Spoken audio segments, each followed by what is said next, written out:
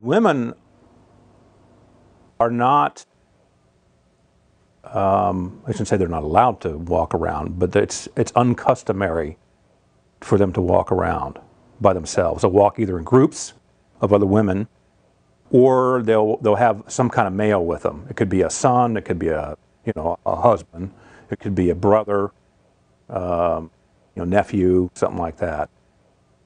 But there are many instances where women have gotten accosted, these are Saudi women, by Saudi males, and because they weren't escorted, they were the guilty party. Now, the most recent trip to Saudi Arabia was in Dammam, which was last year. That's the first time I've been in Dammam. That's on the eastern part of Saudi Arabia.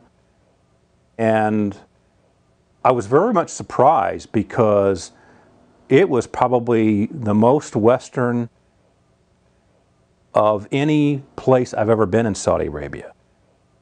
I was actually in a food court in this big shopping mall, and a young Saudi female, I say young, she was probably 18, 19. We were both standing in line at this fast food place in this food court, and she spoke very good English, and she mentioned something like, do you want to go ahead and order? And I said, no, I've already ordered.